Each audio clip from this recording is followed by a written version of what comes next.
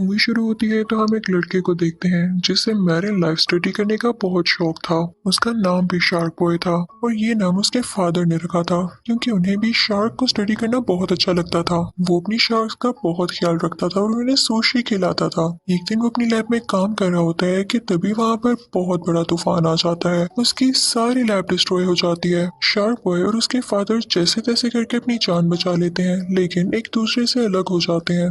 वो समंदर के बिल्कुल बीचों बीच होते हैं। शार्क बॉय के पास एक शार्क आती है, लेकिन वो उसे पहचान लेती है तो वो दूसरी शार्क से कहती है कि ये मेरा दोस्त है, तुम इसे कुछ मत कहना। वो शार्क शार्क बॉय को अपने साथ केव में ले जाती है ताकि वो ट्राई रहे और अब वो शार्क्स के साथ रहने लगता है। शार्क्स उसकी न्यू फैमिली बन जाती हैं। शार्क्स उसकी अपनी तरह ट्रेनिंग करती हैं, जैसे उसे स्विमिंग सिखाती हैं। और सरप्राइजिंगली शार्क बॉय के भी फिन्स और गिल्स निकल रहे थे और उसके दांत भी शार्क्स की तरह हो रहे थे। तभी हमें एक लड़का मैक्स दिखाया जाता है जो कि एक स्टूडेंट था। वो सबको बता रहा होता है कि मैंने शार्क बॉय के साथ फिशिंग की हुई है। मैक्स शार्क बॉय को अपने घर ले आता है और अपने पेरेंट्स को भी नहीं पता चलने देता। वो उसे पानी में रख देता है। शार्क बॉय मैक्स को बताता है कि मैं अपने फादर को ढूंढना चाहता हूँ जो कि खो चुके हैं और इसके लिए मैं हर जगह ट्रेवल कर चुका हूँ। फिर मैक्स को एक लड़की दिखाई देती है जिसके बालों में पर्पल कलर की आग चल रही थी और उसकी स्किन ऐसी थी जैसे कोई मोल्टन लावा हो। मैक्स उसका नाम लावा गर्ल रख देता है। वो मैक्स को बताती है कि वो शार्क बॉय के साथ एक जगह को बचाने जाना चाहती है जहाँ पर बहुत तबाही हो रही है। इसके बाद शार्क बॉय और लावा गर्ल वहाँ से चले जाते हैं। मैक्स असल में ये कहानी अपने क्लासरूम में सुना रहा होता है तो बच्चे उससे कहते हैं कि तुम्हें यह टास्क दिया गया था कि तुम असली कहानी सुनाओ। तो मैक्स कहता है कि ये कहानी असली ही है, सिर्फ एक लड़की उस पर बिलीव करती है, लेकिन बाकी सारी क्लास कहती है कि अगर वाकई तुम सच्चे हो तो किसी दिन शार्क बॉय और लावा गर्ल को हमारी क्लास में लेकर आओ। मैक्स कहता है कि मैंने उन्हें काफी अरसे से नहीं देखा, वो कहीं चले गए हैं। तो सारी क्लास उसका मजाक उड़ाने लगती है। मैक्स अपनी डायरी में लिख लेता है कि नो ड्रीमिंग, यानी आइंदा से कोई ख्वाब नहीं देखेगा वो और ना ही किसी से ये बात शेयर करेगा। उस डायरी में उसके बाकी सारे ड्रीम्स थे जो वो चाहता था कि उसकी लाइफ में ये पूरे हों, लेकिन जैसे ही वो अपने क्लासरूम से बाहर आता है तो वही स्टूडेंट्स उसका मजाक उड़ाने लगते हैं और उससे उसकी डायरी छीन लेते हैं। वो घर आता है और सो जाता है। अगली रोज जब उसकी आंख खुलती है तो उसे शार्क्स के प्रिंट नजर आते हैं। जब वो नीचे जाता है तो ऐसे लगता है जैसे शार्क बॉय और लावा गर्ल उसके घर आए थे और जैसे वो कुछ खा कर गए हों, लेकिन अभी भी पूरी तरह से सुबह नहीं हुई थी। तो उसकी मॉम उसे कहती है कि जाओ दोबारा सो जाओ क्योंकि तुम्हें सुबह स्कूल भी जाना है। लेकिन मैक्स का दिल स्कूल जाने को बिल्कुल नहीं करता।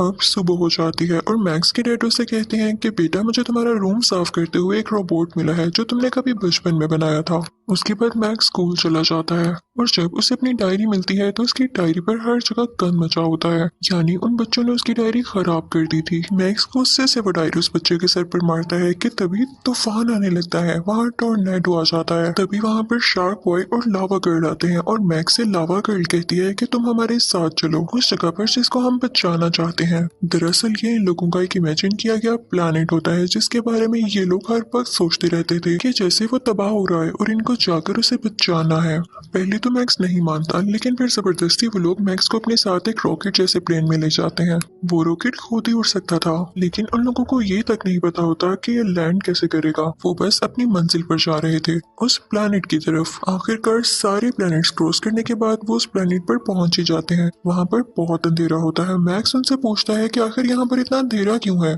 तो वो लोग मैक्स को बताते हैं कि बस ये प्लेनेट डिस्ट्रॉय होने के करीब है और अब इसको सिर्फ 45 मिनट्स लगेंगे डिस्ट्रॉय होने में। लावा गर्ल कहती है कि हमें चीजों को फिर से ठीक करना होगा और साथ ही साथ वहाँ पे बहुत सारी डार्कनेस जाने लगती है। तभी हम वहाँ पर देखते हैं कि कुछ बच्चे रोलर कोस्टर ले रहे होते हैं। तो वो लोग मैक्स को बताते हैं कि ये बच्चे अगर एक बार यहाँ पर आ जाएं तो ये लोग वापस नहीं जा सकते। ये लोग इसी तरह सो जाएंगे और अपने ड्रीम्स में चले जाएंगे। मैक्स उनसे कहता है कि हम इन बच्चों को कैसे बचा सकते हैं। बच्चे उस रोलर कोस्टर पर चिल्लाने लगते हैं, लेकिन तभी लावा गर्ल वहाँ पर पहुंच जाती है और रोलर कोस्टर को अपनी पावर से रोक लेती है। लावा गर्ल उन बच्चों से पूछती है कि क्या तुम्हें मिस्टर इलेक्ट्रिक के बारे में पता है। तो वो देखती है कि सब बच्चों ने हाथ खड़े किए हुए हैं, यानी उनको पता है उसके बारे में। तो मैक्स लावा गर्ल से कहता है कि इन्होंने हाथ नहीं खड़े किए हुए, ये उल्टे लटके हुए हैं, इसकी वजह से इनके हाथ नीचे लटक रहे हैं, यानी इनको मिस्टर इलेक्ट्रिक के बारे में नहीं पता था। और फिर उसके बाद वो बच्चों को रोलर कोस्टर से आजाद कर देती है। मैक्स उनको बताता है कि मिस्टर इलेक्ट्रिक है कौन। पहले तो उसका काम ये था कि वो इस प्लेनेट पर लाइट लेकर आता था, लेकिन अब वो डार्कनेस के सिवा कुछ नहीं लाता, यानी वो एक बुरा इंसान है। फिर मैक्स, शार्क बॉय और वो लावा गर्ल उस रोलर कोस्टर पर खुद ही बैठ जाते हैं, जो कि उन्हें एक माउंटेन की तरफ लेकर जाती है जिसमें से लावा निकल रहा होता है। तो लावा गर्ल कहती है कि ये मेरा घर है, और फिर उसके बाद वो लोग नीचे आते हैं जहाँ पर उन लोगों को मिस्टर इलेक्ट्रिक मिलता है, जो कि असल में मैक्स का टीचर होता है। लेकिन तभी मिस्टर इलेक्ट्रिक की आर्मी उन लोगों पर अटैक करने लगती है। शार्क बॉय और लावा गर्ल उससे लड़ने लगते हैं। मैक्स वहाँ पर मौजूद एक प्लग निकाल देता है जिसे शार्क बॉय तोड़ देता है। मैक्स शार्क बॉय से पूछता है कि क्या प्लग निकालने से सब कुछ ठीक हो जाएगा, लेकिन लावा गर्ल कहती है कि नहीं, वो ऐसे नहीं मरने वाला। वो शार्क बॉय से कहती है कि मिस्टर इलेक्ट्रिक को अपनी पावर सिखा दो कि तुम असल में क्या कर सकते हो, क्योंकि हमारे पास हमारा सीक्रेट वेपन भी तो है। लेकिन शार्क बॉय और लावा गर्ल मैक्स से कहते हैं कि तुम अपने ड्रीम्स को याद करो, हो सकता है कि वो हमारी कोई हेल्प कर सके। तो मैक्स कहता है कि मुझे तो अपने आधे से ज्यादा ख्वाब याद ही नहीं है, इसीलिए तो मैं उन्हें अपनी डायरी में लिखा करता था। लेकिन मिस्टर इलेक्ट्रिक उन तीनों को वहां से उठाकर दूर फेंकता है और वो तीनों टाइम ट्रेवल करने लगते हैं। शार्क बॉय मैक्स को बताता है कि इसकी दूसरी तरफ एक ऐसी लेयर है जो कि तुम्हारे ड्रीम्स को रिवर्स कर सकती है, इसलिए तुम्हारा उन ड्रीम्स को याद करना बहुत जरूरी है कि इसी की वजह से हम मिस्टर इलेक्ट्रिक को रोक सकते हैं। लेकिन इस दौरान वो तीनों ड्रीम ग्रेवयार्ड में गिर जाते हैं। दूसरी तरफ हम मिस्टर इलेक्ट्रिक को देखते हैं जिससे कोई पावर कह रही होती है कि सब ड्रीम्स खत्म हो जाने चाहिए और सब बच्चे उठ जाने चाहिए। तो आगे से मिस्टर इलेक्ट्रिक उनको बताता है कि हाँ, मैंने ऐसा ही किया है, मैंने शार्क बॉय, लावा गर्ल और उस बच्चे को ड्रीम ग्रेवयार्ड में फेंक दिया है जिससे उनके सारे ड्रीम्स तबाह हो जाएंगे। तो वो पावर मिस्टर इलेक्ट्रिक को कहती है कि वहाँ पे काफी पुराने ड्रीम्स हैं जो कि लोग रात में देखते हैं, लेकिन मैक्स डे ड्रीमिंग करता है, यानी दिन में भी ख्वाब देख सकता है, और अभी उसको इस चीज का पता नहीं है, और अगर उसे इस बात का पता चल गया तो हम सब तबाह हो जाएंगे। लावा गर्ल मैक्स को फोर्स करती है कि किसी भी तरह करके तुम ख्वाब देखो और ये देखो कि हम यहाँ से निकल रहे हैं। लेकिन जैसे ही मैक्स अपनी आंखें बंद करता है उसे भूख लगने लगती है। लावा गर्ल उसे लावा रॉक्स देती है खाने के लिए, जिससे उसके कानों से धुआं निकलने लगता है। उसके बाद मैक्स कहता है कि मुझे नींद आ रही है, हो सकता है कि मैं सो जाऊं। उनकी तरफ डार्कनेस भी आ रही होती है कि तभी मैक्स बोलता है कि मुझे अपना एक ख्वाब याद आ रहा है, इस जगह पर मैंने 2 हाथ देखे हैं और वो रोबोट जो कि मैंने बचपन में बनाया था। इनफैक्ट ये हाथ वही रोबोट था, वो बचपन में से अपने होमवर्क में हेल्प लिया करता था। फिर वो लोग उस रोबोट को ढूंढते हैं और मैक्स उस रोबोट को जगाकर पूछता है कि हम इस प्लेनेट को कैसे बचा सकते हैं। तो वो रोबोट भी आगे से यही कहता है कि अगर तुम सो जाओ तो तुम्हारे ड्रीम्स ही तुम लोगों को यहाँ से निकाल सकते हैं, लेकिन तुम्हें यहाँ नहीं सोना। रोबोट उनसे कहता है कि अगर तुम लोग मिल्क और कुकीज के लाइन में चले जाओ तो हो सकता है कि तुम लोगों की कोई मदद हो सके। अब क्योंकि रोबोट मूव नहीं कर सकता था तो शार्प बॉय उसकी आंख पर मूव करता है। रोबोट उनको बताता है कि कुछ ड्रीम्स इतने असली होते हैं कि वो वाकई में रियलिटी में बन जाते हैं। जैसे ये शार्क बॉय और लावा गर्ल, वो तीनों रोबोट की आंख और मुंह पर ट्रेवल कर रहे होते हैं और वो लोग ट्रेन ऑफ थॉट पर भी पहुंच जाते हैं। अब मिल्क और कुकीज के लाइन में पहुंचने के लिए वो लोग ट्रेन से जंप कर देते हैं। शार्क बॉय बताता है कि हमारे पास सिर्फ और सिर्फ 20 मिनट है इस प्लेनेट को बचाने के लिए। वहाँ पर बड़ी बड़ी कुकीज लगी होती हैं, जिसको देख के लावा गर्ल कहती है कि इसको खाने वाला भी जरूर बहुत बड़ा होगा। कि तभी वहाँ पर 2 जायंट आते हैं जो उन कुकीज को खाने लगते हैं। तो वो लोग उन पर से जंप लगा के एक पेस्ट्री पर आ जाते हैं। ये इनफैक्ट मैक्स का एक ड्रीम था, तो वो सोचता है कि ये दोनों जाइंट तो मेरे पेरेंट्स जैसे लग रहे हैं। अब वो लोग मैक्स से कहते हैं कि तुम सो जाओ ताकि तुम्हें अच्छा सा ड्रीम आए। अभी शार्क बॉय खुश हो ही रहा होता है कि वहाँ पर काला तूफान आ जाता है, जिसे देखकर सारे परेशान हो जाते हैं। वो मैक्स को अपनी नींद से उठाने की बहुत कोशिश करती है, लेकिन वो जाग ही नहीं रहा होता। फिर वो अपनी लावा पावर यूज करती है और वो जाग जाता है। तभी मिस्टर इलेक्ट्रिक उन पर आकर अटैक कर देता है, लेकिन लावा गर्ल और शार्क बॉय उससे लड़ नहीं पाते। लावा गर्ल मेल्ट होकर लावा बन जाती है और शार्क बॉय भी काफी वीक हो चुका था। वो मैक्स से कहते हैं कि अब तुम ही हो जो हमें बचा सकते हो। शार्क बॉय मैक्स से कहता है कि तुम एक पावरफुल ड्रीम देखो जिसमें तुम हमारे लिए एक अच्छी सी बोट बनाओ। लेकिन मैक्स जब इमेजिन करता है तो वो एक फनी बोट बन जाती है। वो लोग पहले तो काफी परेशान होते हैं कि ये क्या बन गया। फिर वो लोग सोचते हैं कि क्यों ना हम इसे मिल्क की नहर में उतारते हैं। वो लोग मैक्स से कहते हैं कि तुमने अपने ख्वाब में और क्या देखा। तो मैक्स उनको कुछ ड्रॉ करके दिखाता है। शार्क बॉय काफी खुश होता है और कहता है कि ये तो क्रिस्टल हार्ट है, ये सब कुछ फ्रीज कर सकता है, इवन टाइम भी, और ये आइस कैसल में मिलेगा।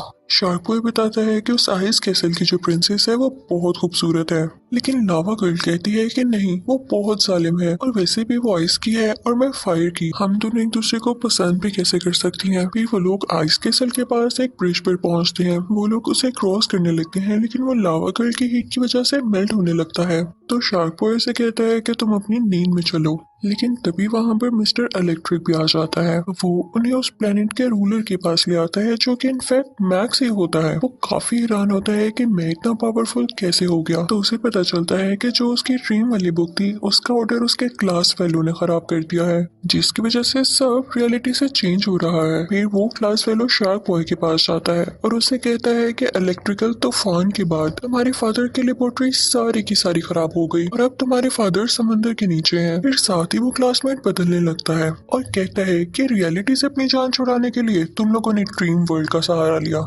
और इसके साथ ही वो उन लोगों को एक पिंजरे में कैद कर देता है। अब उन सब की पावर्स कम होने लगी थी। तभी कोई सॉन्ग बजने लगता है जिसको सुनकर शार्क बॉय को गुस्सा आ जाता है और उसकी शार्क एबिलिटीज वापस आ जाती हैं। तो वो पिंजरा तोड़ देता है और तभी लावा गर्ल की अपनी बाइक भी आ जाती है, जिसे देखकर वो दोनों काफी खुश होते हैं और वो मैक्स के क्लासमेट से उसकी ड्रीम वाली बुक भी वापस ले लेते हैं। लेकिन उनकी वो ड्रीम बुक भी डिस्ट्रॉय हो जाती है। अब वो लोग कहते हैं कि हमें आइस कैसल जाना ही होगा क्योंकि इसके बगैर हमारा सर्वाइवल पॉसिबल नहीं। अब वो लोग वहां पर पहुंच जाते हैं। उस क्रिस्टल हार्ट को हासिल करने के लिए शार्क बॉय वहां पर जाता है लेकिन वो उसे हासिल नहीं कर पाता। फिर मैक्स उसका ग्लव पहनता है और उस क्रिस्टल हार्ट को उठा लेता है, लेकिन तभी वहां पर क्रैक्स आने लगते हैं। इसी बात की वजह से मैक्स के हाथ से वो क्रिस्टल हार्ट स्लिप हो जाता है और उसे गलती से लावा गर्ल कैच कर लेती है और वो फ्रीज हो जाती है। तभी वहां पर आइस क्वीन के सिपाही आते हैं और उन्हें पकड़कर आइस क्वीन के पास ले आते हैं। वो मैक्स से पूछती है कि तुमने इस क्रिस्टल हार्ट को चुराने की कोशिश क्यों की।